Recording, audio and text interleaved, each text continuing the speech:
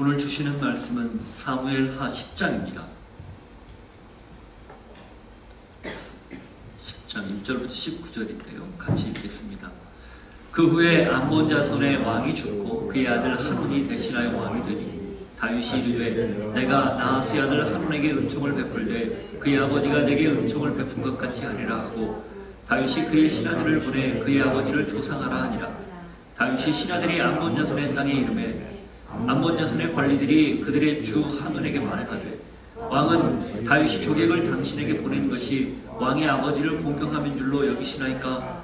다윗이 그의 신하들을 당신에게 보내 이 성을 엿보고 탐지하여 함락시키고자 함이 아니니까.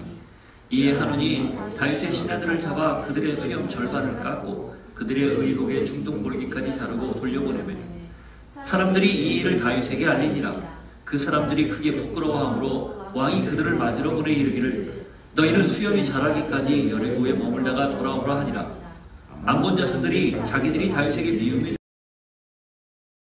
사람을 보내 벤르옥 아람 사람과 소바 아람 사람의 보병 2만 명과 마아가 왕과 그의 사람 1000명과 돕 사람 12,000명을 고용한지라. 다윗이 듣고 요압과 용사의 온 무리를 보내매 암몬 자손은 나와서 성문 어귀에 진을 쳤고 소바와 르옥 아람 사람과 돕과 마아가 사람들은 따로 들에 있더라. 요압이 자기와 맞서 앞뒤에 친 적진을 보고 이스라엘의 선발한 자 중에서 또 엄선하여 아람 사람과 싸우려고 진치고 그 백성의 남은 자를 그 아우 아벳의 수하에 맡겨 암몬 자손과 싸우려고 진치게 하고 이르되 만일 아람 사람이 나보다 강하면 내가 나를 돕고 만일 암몬 자손이 너보다 강하면 내가 가서 너를 도우리라. 너는 담대하라. 우리가 우리 백성과 우리 하나님의 성읍들을 위하여 담대히 하자. 여호와께서 선히 여기시는 대로 행하시기를 원하노라 하고 요압과 그와 함께한 백성이 아람 사람을 대항하여 싸우려고 나아가니 그들이 그 앞에서 도망하고 암몬 자손은 아람 사람이 도망함을 보고 그들도 아비새 앞에서 도망하여 성읍으로 들어간지라. 요압이 암몬 자손을 떠나 예루살렘으로 돌아가니라. 아람 사람이 자기가 이스라엘 앞에서 패하였음을 보고 다 모임에 하다데셀이 사람을 보내 강 건너쪽에 있는 아람 사람을 불러내매 그들이 헬람에 이르니 하다데셀의 군사령관 소박이 그들을 거느린지라. 어떤 사람이 다윗에게 알림해 그가 온 이스라엘을 모으고 요단을 건너 헬람에 이르매 아람 사람들이 다윗을 향하여 진을 치고 더불어 싸우더니 아람 사람이 이스라엘 앞에서 도망한지라. 다윗이 아람 병거 700대와 마병 4만 명을 죽이고 또 그 군사령관 소박을 치매 거기서 죽으니라. 하다데셀에게 속한 왕들이 자기가 이스라엘 앞에서 패함을 보고 이스라엘과 화친하고 섬기니 그러므로 아람 사람들이 두려워하여 다시는 암몬 자손을 돕지 아니하니라. 하나님, 다윗이 여러 경로에서 여러 방면에서 하나님의 뜻을 준행하고 있습니다. 이제 그 하나님의 뜻을 펼치기 위해 또 다른 사건이 벌어지는데 이 말씀을 통해 오늘 우리에게 주시는 하나님의 음성을 듣게 하시고 또 그 음성을 듣고 결단하는 귀한 시간이 되게 하여 주옵소서. 예수님 이름으로 기도하옵나이다. 아멘. 신앙을 하다 보면 가끔 의구심이 생길 때가 있습니다. 똑같은 은혜를 경험하는데 왜 다른 반응을 보일까? 입니다. 같은 현상이나 같은 은혜를 겪고도 전혀 상반되는 반응을 보이는 거죠. 아마 비슷한 경험을 한 적이 있을 겁니다. 하나님의 역사는 늘 한결같은데 그걸 보는 우리의 시각이 왜곡되었기 때문입니다. 하나님의 은혜는 언제나 변함이 없는데 그걸 받아들이는 우리가 수시로 변하기 때문입니다. 그런데 문제는 그 하나님의 역사 그리고 거기에 따라서 반응하는 우리의 태도에 따라 그 결과가 굉장히 상이하다는 겁니다. 그게 만일에 이 땅에서만 국한된 일이라면 그나마 괜찮은데 그게 이 땅이 아니라 하늘나라에서 우리가 죽은 이후의 삶을 결정한 중요한 결정이고 또 그 이후에는 도저히 돌이킬 수 없는 그런 결과를 낳는다면 이건 우리가 이 땅에서 하나님의 은혜에 어떻게 반응하느냐 상당히 중요한 거라는 거죠. 하나님이 베푸는 은혜는 악인과 선인을 구분하지 않습니다. 마치 오늘도 햇살이 저렇게 밝게 빛나는데 저 해가 그 누구에게도 가리지 않고 똑같이 비치는 것과 마찬가지예요. 다만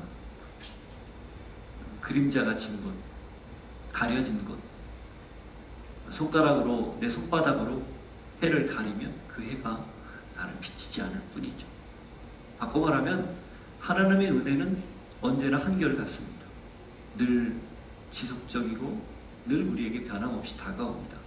다만 그 은혜를 받아들이는 우리가 어떤 제스처를 취하느냐, 태도를 취하느냐, 여기에 따라 그 하나님의 은혜가 나에게 고스란히 임하는가 아니면 튕겨져 나가는가, 그 차이만 있을 뿐이죠. 암몬 자손의 왕은 아하스였습니다. 그런데 그 아하스가 죽습니다. 아마도 이 아하스는 과거 사울이 집권했을 때에, 집권 초기에 그와 전쟁을 벌였던 그 왕으로 추정이 됩니다. 사무엘상 11장 11절을 한번 보십시오.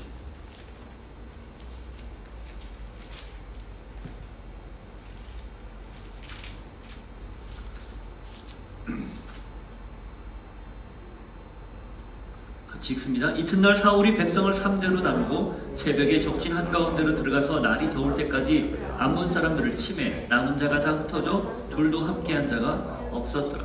사울 즉위 초기 암몬 자손이 길르앗 야베스에 쳐들어왔을 때 길르앗 야베스 사람들이 원군을 요청했죠. 그 말을 듣고 사울이 지금 출병을 한 상태예요. 그리고 전쟁을 벌이고 그 전쟁에서 암몬 자손을 전부 물리친 이야기입니다. 그 뒤로 암몬 자손에 대한 이야기가 나오지 않아요. 그리고 오늘 등장을 합니다.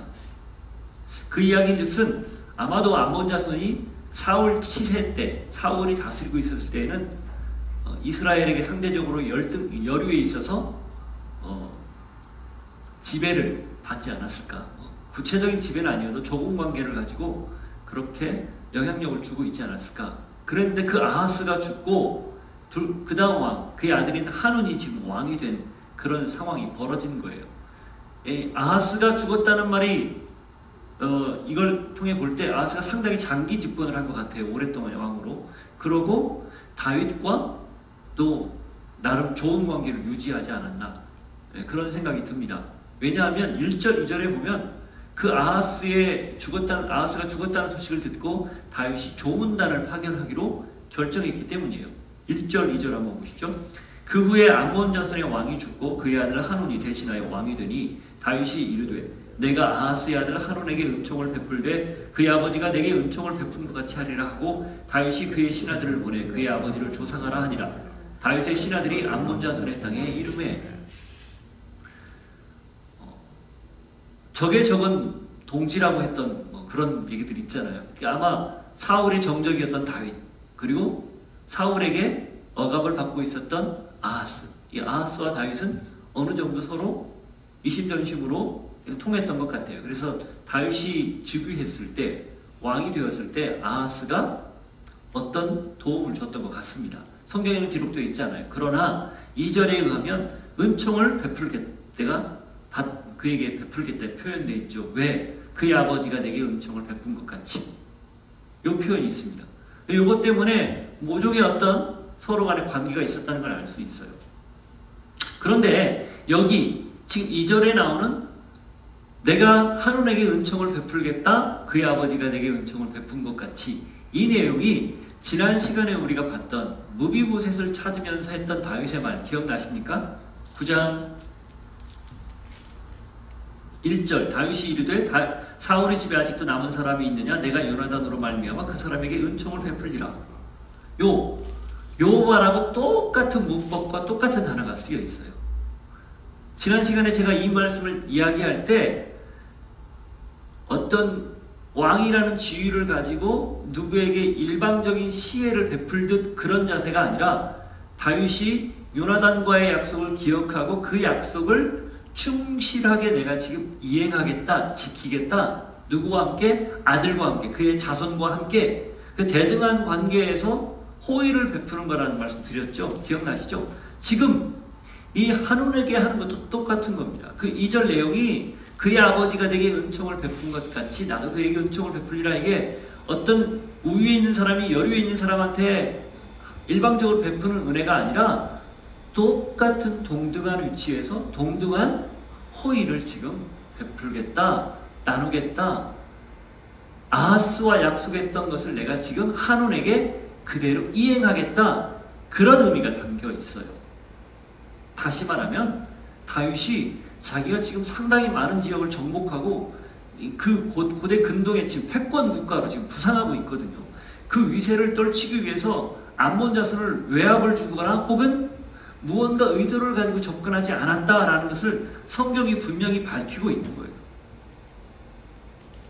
내적으로는 무비보셋을 찾아서 그렇게 자기 식탁에서 함께 먹게 함으로 다윗에게 정치적인 보복이나 혹은 다른 어떤 의도가 없다는 것. 그래서 우리가 요즘 화두로 삼고 있는 국민통합을 이루는데 아주 기가 막히게 그의 마음을 썼다면 이제 외적으로는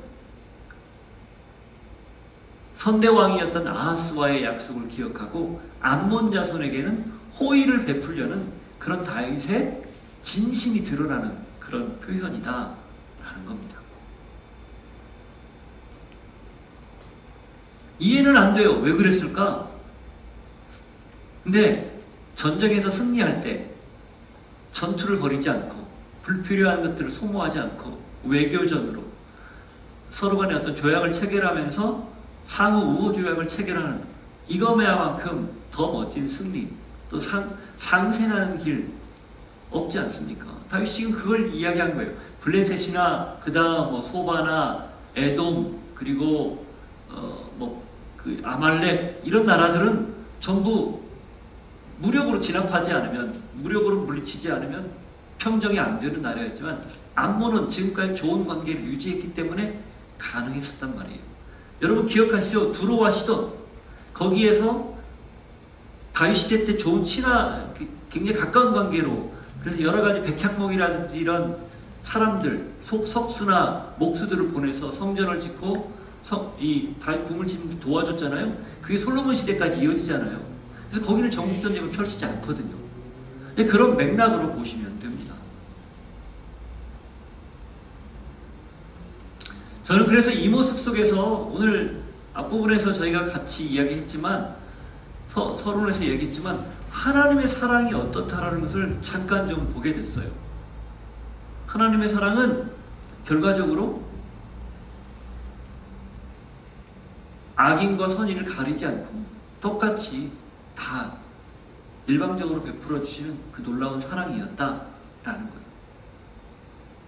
그러나 그 일방적인 사랑조차도 하나님이 절대적인 우유에서 절대적인 여류에 있는 인간들에게 일방적으로 베푼 사랑이 아니라 지난 시간에 말씀드렸던 것처럼 우리의 생명을 귀하게 여겨서 각각의 생명을 너무 소중하게 여기기 때문에 당신의 생명으로 맞바꾼 그게 십자가다라는 거. 그게 하나님의 사랑이라는 거. 그게 하나님의 사랑 방식이라는 거 우리가 들었잖아요. 여기서도 마찬가지예요. 그 사랑을 지금 보여주고 있는 거예요. 하나님의 사랑에는 차별이 없는 겁니다. 그걸 우리가 반드시 잊지 않고 기억해야 되죠. 로마서 3장 22절부터 24절 한번 보십시오.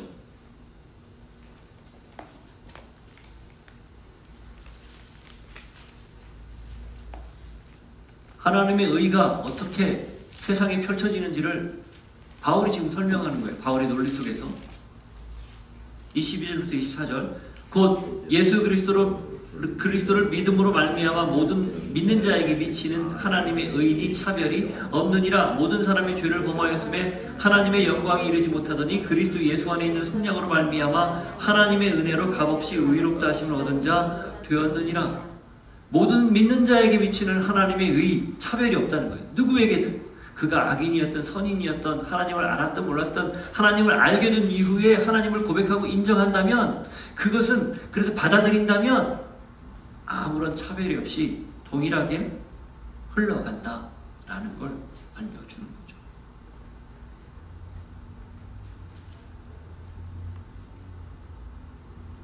우리는 아무런 자격이 없는 사람들입니다. 받을 수 있는 자격이 조금도 없는 사람이에요. 그런데 하나님에 대한 이야기를 들었고 복음을 들은 거죠. 그것을 귀를 기울이고 믿음으로 받아들이기로 결정했어요. 그 순간 이 하나님의 차별 없는 의가 사랑이 우리에게 고스란히 흘러 들어온 겁니다. 우리 자체가 그래서 하나님의 사랑의 증거예요. 하나님의 은혜의 증거입니다. 그러니 감사할 수밖에요. 찬양할 수밖에. 은혜라고 할 수밖에 없지 않겠습니까? 한량없는 은혜, 다함없는 은혜. 이 모든 것, 나의 다른 것 하나님의 은혜입니다. 이 고백 괜히 드리는 게 아니라는 거예요.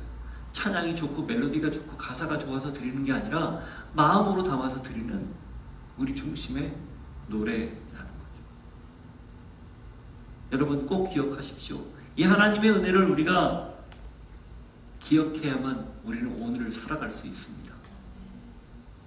이 차별이 없는 하나님의 사랑을 알고 있고 그것을 기억하고 감사해야만 살아갈 수 있어요.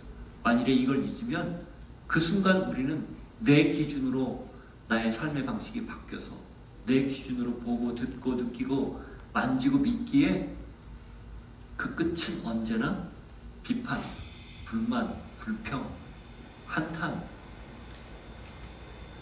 후회 이런 걸로 정철하는 거예요. 하나님 중심으로 하나님의 은혜라는 것을 깨달으면 그 모든 것이 아주 작은 것 하나라도 감사할 수밖에 없는, 찬양할 수밖에 없는 그런 사람이 됩니다. 자, 그렇게 호의를 베풀죠. 그런데 그들의 반응이 어떻습니까? 3절 보십시오. 암몬 자손의 관리들이 그들의 주 한온에게 말하되 왕은 다윗이 조객을 당신에게 보낸 것이 왕의 아버지를 공경함인 줄로 여기시나이까? 다윗이 그의 신하들을 당신에게 보내 이 성을 엿보고 탐지하여 함락시키고자 함이 아니니까 하니.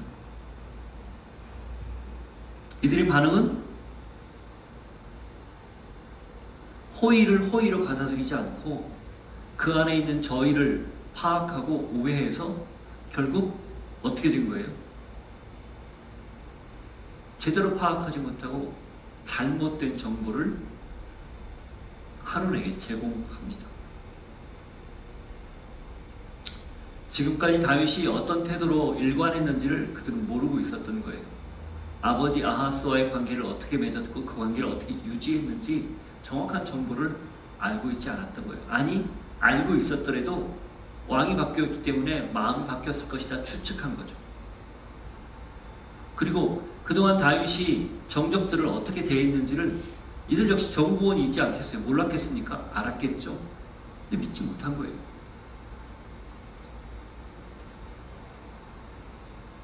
여기에서 우리는 또 하나의 중요한 메시지를 발견을 하는데 성급한 일반화의 오류입니다. 그러니까 한 가지 모습을 보고 혹은 거기에 대해서 오해를 하고 나머지 전체를 판단해버리는, 모든 사람들이 확률적으로 통계적으로 정확한 이 대상자를 상대로 여론조사를 예를 들어 해서 거기에 대한 정확한 분석이 나와야 되는데 일부 잘못된 표본이나 잘못된 것을 대상으로 어떤 한쪽에 치우친 사람들을 대상으로 조사를 해서 그 조사의 결과를 마치 전부의 결과인 양 이야기하는. 사실 그래서 여론조작이라는 말이 나오는 이유가 그거 아니겠어요? 그런 일반화의 오류 우리가 경계해야 된다는 거예요. 그리고 또 하나, 굳어버린 사고의 위험성입니다. 이 사람은 이렇게 했으니까 이렇게 할 거야. 이 사람은 그동안 나쁜 짓을 했으니까 앞으로도 계속 나쁜 짓을 할 거야. 그렇게 지금까지의 데이터, 물론 틀리진 않아요. 맞아요. 그러나 다 맞다고 얘기할 수 없거든요. 그 사람이 지금 어떤 모습으로 변해가고 있는지 그 과정을 좀 더 눈여겨본다면 그렇게 굳어져 버린 사고에 모든 것들을 걸지는 않죠. 이게 신앙인에게 굉장히 무서운 결과를 초래합니다. 그 신앙이 왜 매일 새로워져야 되는가? 기도를 했지만 왜 성령 안에서 우리가 매일 새롭기를 그렇게 간절하게 하나님 앞에 구해야 되는가? 오늘도 성령으로 충만하게 해주십시오. 왜 구해야 되는가? 어제의 신앙으로 오늘 살 수 없기 때문이에요. 어제의 신앙, 그제의 신앙, 이전의 신앙으로 자꾸 살면 거기에 굳어져서 오늘을 그렇게 살고 내일도 그렇게 살면서 새로운 변화, 새로운 하나님의 역사 받아들일 수 없습니다. 거부합니다. 익숙하지 않다고 거부하는 거예요. 찬송가가 요즘 한 10여 년 전에 새 찬송가로 바뀌었어요. 왜냐하면 옛날 불렀던 찬송가가 오래된 고어체도 많고 문법적으로나 번역을 할 때 좀 문제가 있는 것들을 개선하느라고 새로운 찬송가로 불렀는데, 찬송가를 부를 때 보통 눈 감고 지그시 감고 기억하면서 부르잖아요. 그러다 보니 새로운 가사, 거기 조금씩 틀린 가사가 나오면 불편한 거예요. 그래서 나는 절대 새 찬송가 안 부를래 라고 옛날 걸 고집하는 분들이 있어요. 뭐 틀린 건 아니겠지만 그렇다라고 건강한 것도 아니에요. 이런 새로운 변화에 대해서 받아들이지 못하는 그런 우를 우리가 범할 수 있다.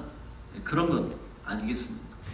그래서 이들은 다윗에 대해서 잘못된 정보를 가지고 성급하게 일반화를 했고 자기들이 가지고 있는 잘못된 생각을 굳히면서 그 내용을 한온에게 보고한 거예요. 이 장면을 보면 하나 떠오르는 스토리가 생각이 있어요. 열왕기상을 한번 보십시오. 12장 6절부터.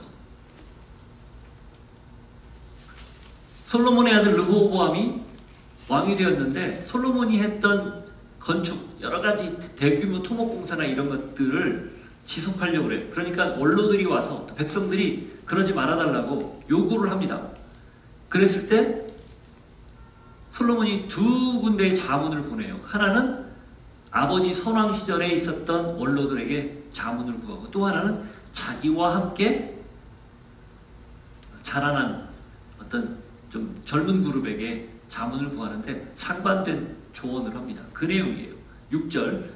르호보암 왕이 그의 아버지 솔로몬의 생전에 그 앞에 모셨던 노인들과 의논하여 이르되 너희는 어떻게 충고하여 이 백성에게 대답하게 하겠느냐? 대답하여 이르되 왕이 만일 오늘 이 백성을 섬기는 자가 되어 그들을 섬기고 좋은 말로 대답하여 이르시면 그들이 영원히 왕의 종이 되리이다 하나, 왕이 노인들이 자문하는 것을 버리고 자기 앞에 모셔서 있는 자기와 함께 자라난 어린 사람들과 의논하여 이르되 너희는 어떻게 자문하여 이 백성에게 대답하겠느냐? 백성이 내게 말하기를 왕의 아버지가 우리에게 메운 멍에를 가볍게 하라 하였느니라. 함께 자란 소년들이 왕께 아뢰어 이르되 이 백성들이 왕께 아뢰기를 왕의 부친이 우리의 멍에를 무겁게 하였으나 왕은 우리를 위하여 가볍게 하라 하였은즉 왕은 대답하기를 내 새끼손가락이 내 아버지의 허리보다 굵으니 내 아버지께서 너희에게 무거운 멍에를 매게 하였으나 이제 나는 너희에게 의 멍에를 더욱 무겁게 할지라. 내 아버지는 채찍으로 너희를 징계하였으나 나는 전갈 채찍으로 너희를 징계하리라 하소서. 딱 요 내용과 정확하게 오버랩이 됩니다. 잘못된 정보를 제공하고 거기에 따라서 잘못된 결정을 하게 하는 거죠. 자, 그러면 누군가 이런 조언을 하고 이런 정보를 제공했다 하더라도 지도자라면 거기에 대한 진위를 파악하고 그리고 무엇이 더 옳은 일인지를 결정해야 되는 결정권이 있어야 되잖아요. 아마 한운이 집권 초기여서 그런지, 그리고 여기 말했던 사람들이 아버지 장기 집권했던 아하스의 노회한 신하들이어서 그들의 길을 꺾지 못해서 그랬는지 따라갑니다. 4절, 5절 같이 한번 읽어볼까요? 이에 한온이 다윗의 신하들을 잡아 그들의 수염을 절반을 깎고 그들의 의복의 중동볼기까지 자르고 돌려보내매 사람들이 이 일을 다윗에게 알리니라. 그 사람들이 크게 부끄러워하므로 왕이 그들을 맞으러 보내 이르기를 너희는 수염이 자라기까지 여리고에 머물다가 돌아오라 하니라. 그냥 따라간 거예요. 그래서 어떻게 합니까? 수염을 자르고 의복의 중동볼기까지 자른 거예요. 수염을 자랐다는 것. 여러분, 이 팔레스틴 지역 지금도 유대인들이나 그 아랍 사람들 보면 이 수염을 기르는데 콧수염부터 시작해서 여기 턱부터 해서 더불어 이렇게 덥수룩하게 멋지게 기르는 거 혹시 화면이나 사진 통해 본 적 있죠? 근데 그걸 반절 이렇게 싹둑 자른 게 아니라요, 한쪽만 자른 거예요. 그러니 어떻게 됐겠어요? 얼마나 우스꽝스러워요. 이렇게 돼 있는 수염이 잘려가지고 한쪽만 이렇게 있다. 굉장히 볼썽사납잖아요. 지금 그렇게 만든 겁니다. 중동볼기까지 옷을 잘랐다 그 말은 엉덩이 중간까지 자른 거예요. 보통 사람들이 속옷을 안 입거든요. 엉덩이 중간까지 옷을 자르면 다 보여요. 이게 포로를 잡아갈 때 완전히 벗겨서 잡아가거나 아니면 수치심을 주려고 딱 거기까지만 자르고 굴비처럼 엮어서 끌고 가는 그 행위예요 지금. 모욕도 이런 모욕이 없는 겁니다. 그 사신단이 조문을 하러 왔는데 그 사신단을 염탐꾼이라고 정탐꾼이라고 스파이라고 호도해서 그들에게 그냥 돌려보내기만 해도 이게 상당한 결례고 이게 외교적으로 마찰이 일어날 판에 그들을 잡아서 갖은 모욕을 하고 차라리 죽이는 게 나아요. 그럴 때는. 그런 모욕감을 주는 것보다 생명을 경시하는 표현이 아니라 그렇게 여겼다는 거예요. 그 정도로 지금 이게 엄청난 모욕입니다. 전쟁을 불쌍하다는 선전포고와도 같은 거예요. 그러니 돌아올 때 그 돌아오는 길목에 있었던 여리고성에 그를 가둔 거예요. 쉽게 말해요. 창피해서. 이 국가적으로 망신이거든요. 그래서 거기다 놔둬놓고 수염이 다 자랄 때까지 여리고에 머물다가 올라오고 그렇게 조치를 취한 거예요. 자, 이 두 나라가 어떻게 될까요? 이제 전쟁입니다. 이런 상태에서 전쟁을 안 한다. 전쟁을 피하려고 하는 다윗에게 정권, 이 권력의 위협이 와요. 전쟁을 할 수밖에 없는 상황이 벌어지는 거죠. 자, 그런데 이 전쟁을 결정적으로 전쟁을 해야 되게끔 하는 그 일을 이 암몬 자손이 또 자행을 합니다. 그 내용이 6절입니다. 6절, 7절. 암몬 자손들이 자기들이 다윗에게 미움이 든 줄로 알고 암몬 자손들이 사람을 보내 벤르홉 아람 사람과 소바 아람 사람의 보병 2만 명과 마아가 왕과 그의 사람 1,000명과 돕 사람 12,000명을 고용한지라 다윗이 듣고 요압과 용사의 온 무리를 보내매. 자, 암몬 자손들이 어떻게 한 거예요? 자기들 힘으로는 다윗을 대적할 수 없다라고 판단을 한 것 같습니까? 한 것 같아요. 그래서 주변 나라, 옆 나라에 있었던 아람의 여러 용병들을 지금 고용한 거예요. 3만 3천 명 정도의 용병을 지금 고용한 겁니다. 이 역대상에 보면 이 평행본문이 나오거든요. 역대상 평행본문. 거기에 보면 이 3만 3천 명을 고용하는 데 들어간 돈이 은 1,000다리, 1,000달란트 이렇게 돼 있습니다. 그걸 요즘으로 중량으로 환산해 보니까요 34톤이에요. 은 34톤. 그래서 제가 어저께 오늘자 현 시세로 은 그람당으로 따져봤더니 948원인가 그런데 그냥 900원으로 딱 잡았을 때 306억입니다. 고용하는 데 들어간 돈이 적지 않은 돈이에요. 차라리 이 정도 돈이라면 용병 고용하지 않고 자기도 잘못했다고 되면 되거든요. 자, 지금 이 하논과 이 암몬 사람들의 문제는 뭐예요? 악행에 지금 호의를 저버리고 악행으로 지금 되갚아서 사신들을 돌려보냈는데 그 악행에 전쟁을 불사하려고 용병들을 고용하는 악행을 더한 거예요. 악행에 악행을 더한 거예요. 여러분, 현명한 지도자라면 어떻게 합니까? 계산하지 않겠어요? 이 전쟁의 이해득실이 어디 있는가? 지금 마치 푸틴을 보는 것 같아요. 전쟁을 이해득실을 계산을 해서 자국민도 보호하고 자기들의 이익도 손해보지 않는 선에서 어쨌든 타협을 하지 않겠습니까? 서로 무언가 외교적인 노력으로 해결했으면 됐잖아요. 근데 이걸 무력으로 어떻게든 이 다윗의 그때 당시 초강력 군사력을 대항하려고 용병을 산 거예요. 오죽했으면 예수님이 누가복음 14장에 그 두 가지 이야기를 하잖아요. 망대를 건축할 때, 타워를 건축할 때 그 건축비 계산하지 않고 건축하다가 나중에 돈 떨어지면 중간에 흉물처럼 남지 않느냐. 그런 어리석은 건축자가 어딨냐. 전쟁을 치르기 전에 어떤 왕과 싸울 때 자기 나라가 저 나라와 싸워서 이길 수 있는지 계산하고 만일에 열세이면 가서 화친을 청하지 않겠느냐. 이 비유를 들었던 이유 같은 맥락이에요.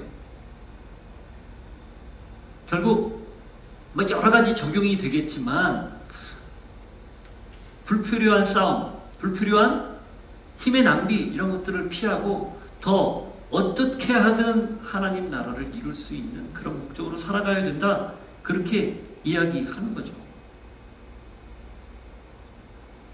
그들은 전혀 그런 생각이 없었습니다. 지혜롭지도 자신들이 가지고 있는 힘을 최선을 다해서 용병을 사서 키우려고 애를 썼을 뿐이에요. 자, 왜 그래요? 이게 악이 가진 힘입니다. 한번 잘못된 선택을 하면 그 악의 경향성은 끊임없이 그 사람을 반복적으로 같은 일로 계속 치닫게 만들어버리거든요. 그래서 그 악의 굴레에서 빠져나오기가 도무지 쉽지 않아요. 왜 우리가 성령 충만을 간구해야 되는가? 왜 성령 충만하기를 늘 기도해야 되는가? 그렇지 않으면 그 순간 악한 영에 사로잡혀서 악한 영에 사로잡힌 그 생각과 거기에 따라 판단하며 그냥 마치 빠져나올 수 없는 수렁에서 허우적거릴수록 더 깊이 빠지는 것 같은 현상, 그게 우리의 실존이기 때문에 그걸 유일하게 빠져나올 수 있는 방법, 누군가 줄을 던져주거나 누군가 잡아서 뽑아주는 거예요. 그게 성령의 역사예요. 그게 성령의 능력이에요. 그래서 데살로니가전서 5장 22절에 보면 바울이 그런 얘기를 해요. 악은 어떤 모양이라도 버려라. 그래서 신앙이라는 건 결국 내가 누구에게 지배를 받느냐, 그걸 늘 선택하고 결정하고 점검하는 거예요. 내가 성령, 말씀의 영인 하나님에게 지배를 받느냐, 아니면 그 하나님과 상관없이 내 육체, 내 생각, 내 경험, 여기에 지배를 받는다. 겉으로 보기에는 그게 악령이라고 말할 수 없죠. 그러나 사탄이 교묘히 속이면서 너가 너를 스스로 컨트롤할 수 있어 라고 말하는 게 악령이에요. 그렇게 말하는 것이 하나님을 대적하는 영이라는 거예요. 그래서 우리는 날마다 깨는 순간부터 잠이 드는 그 순간까지 하나님께 사로잡혀 있기를 간구해야 하는 거죠. 자, 그렇게 해서 악의 악행을 더한 이들과 그들이 전쟁을 펼쳐요. 8절부터 보세요. 시작. 암몬 자손은 나와서 성문 어귀에 진을 쳤고 소바와 르홉 아람 사람과 돛과 마아가 사람들은 따로 들이있더라. 요압이 자기와 맞서 앞뒤에 친 적진을 보고 이스라엘의 선발한 자 중에서 또 엄선하여 아람 사람과 싸우려고 진치고 그 백성의 남은 자를 그 아우 아비새의 수하에 맡겨 암몬 자손과 싸우려고 진치게 하고 이르되 만일 아람 사람이 나보다 강하면 내가 나를 돕고 만일 암몬 자손이 너보다 강하면 내가 가서 너를 도우리라.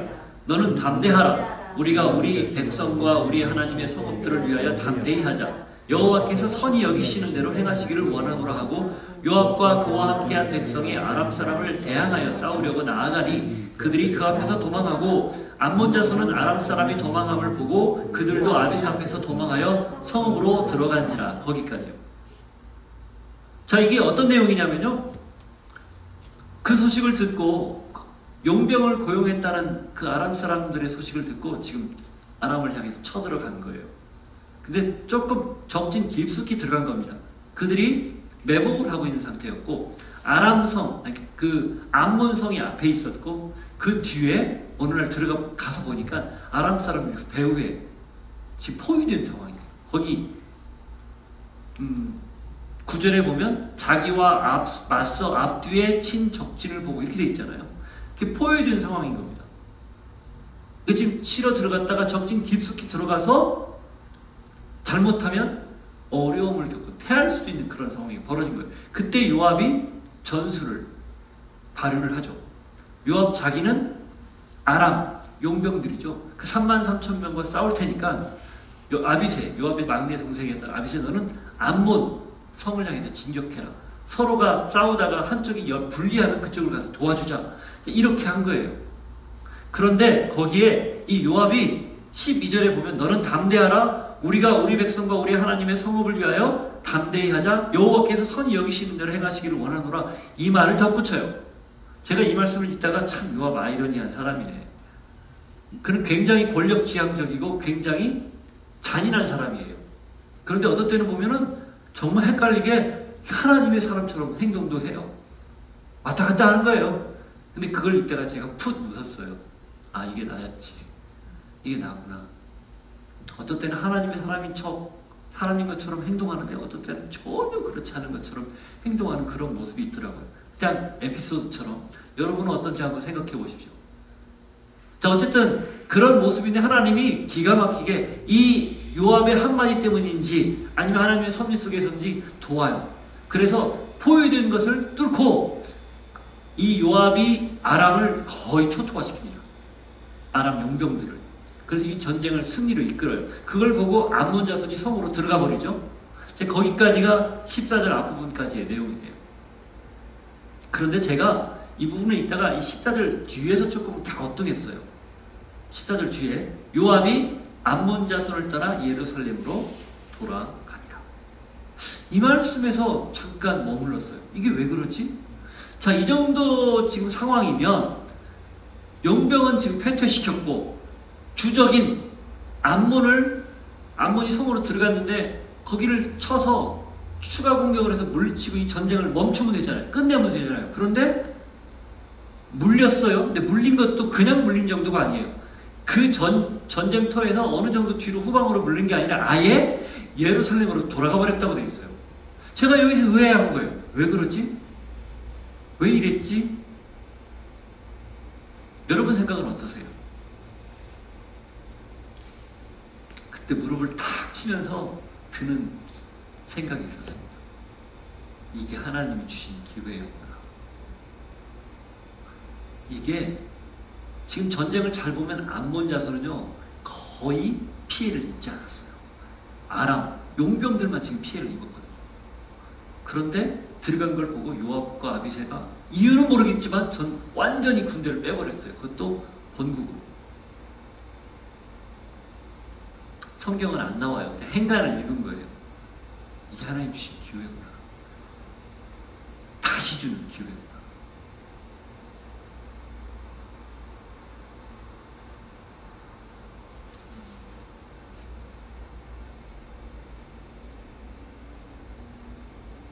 하나님이 암몬 자손이 악행에 악행을 더해서 전쟁을 일으켰다 해도 그 한 번의 실수를 가지고 심판으로 그를 단죄한 게 아니고 한 번 더 기회를 주어서 다윗과 화친할 수 있는, 그리고 그들이 그 다윗의 호의를 받아들일 수 있는 기회를 주신 겁니다.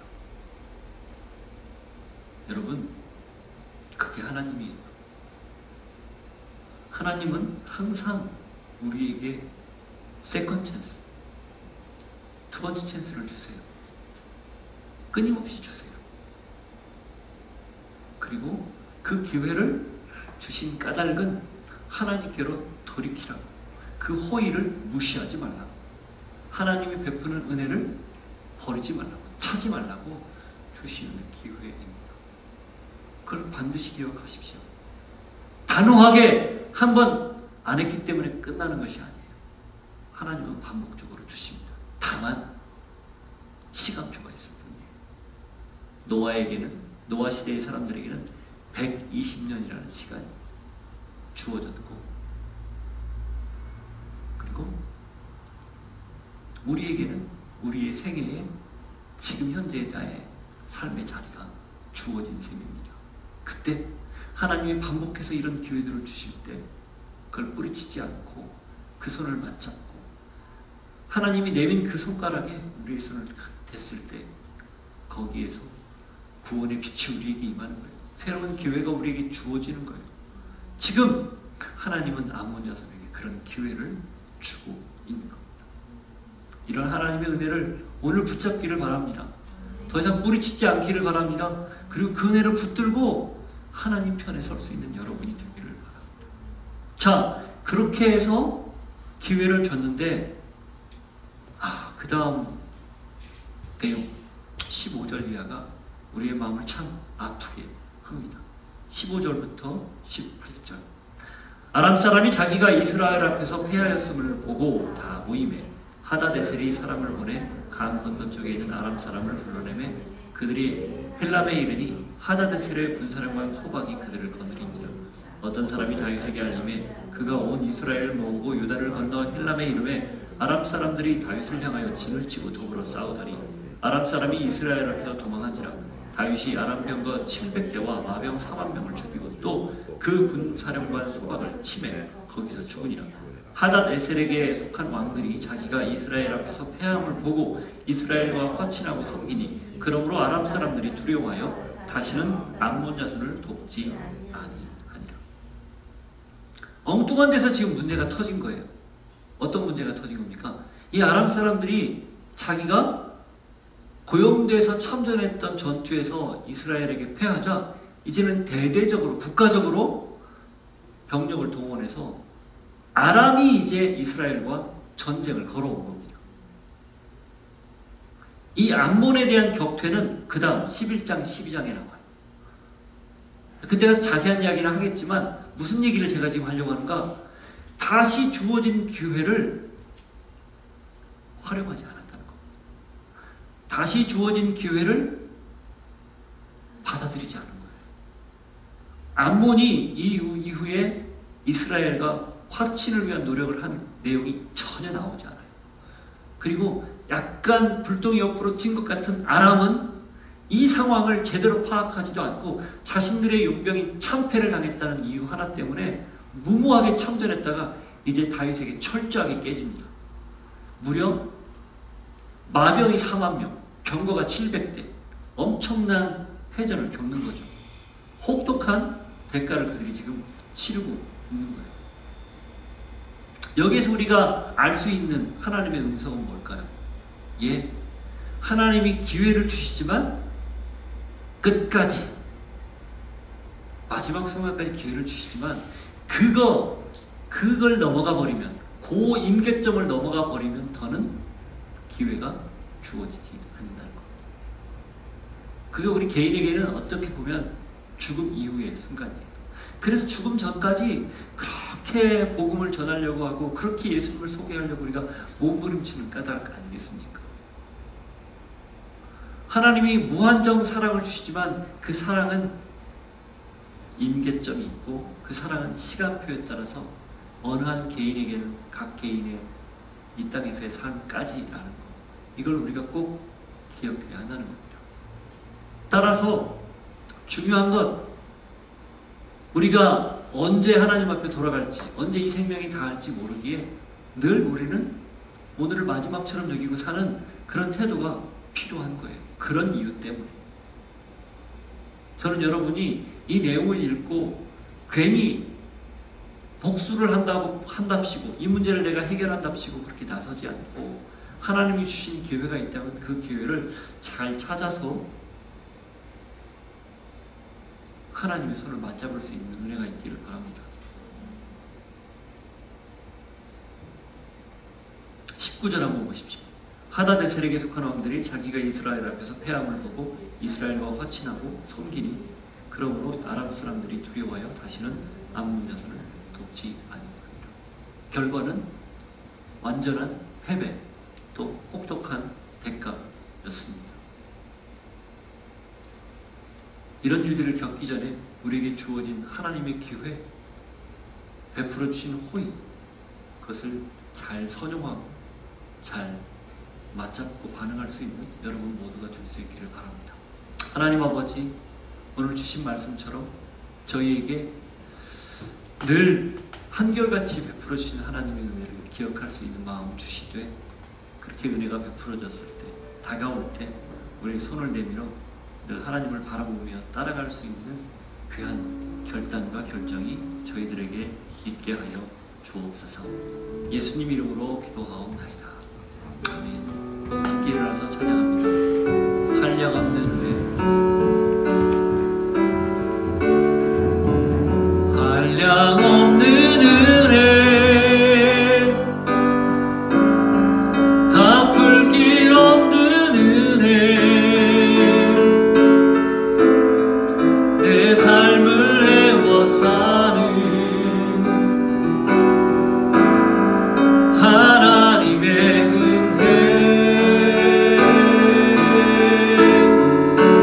주저함 없이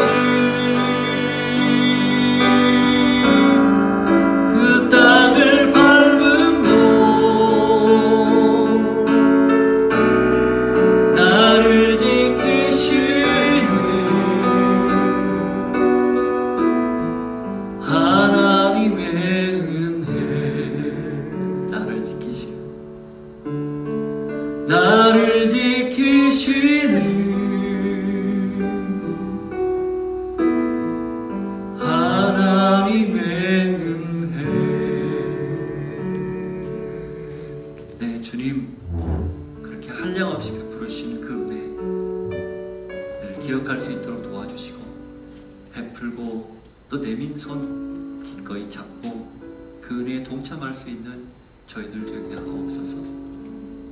이렇게 주신 은혜를 기억하고 물질을 구별하여 드리오니 기쁘게 사용하여 주시고 하나님의 능력과 영광과 또 사랑이 흘러가는 귀한 것에 마음껏 사용하여 주옵소서. 지금은 예수 그리스도의 은혜와 하나님 아버지의 사랑과 성령님의 교통하심이 한결같이 베풀어 주시는 그 하나님의 사랑을 기억하고 내가 할 수 있는 것 그 은혜에 감사하여 그 내민손 붙잡는 겁니다. 그렇게 늘 붙잡고 주님의 동행하겠습니다. 결단하는 주의 백성들 머리 위에 삶의 자리에 함께 하시기를 축원하옵나이다. 아멘.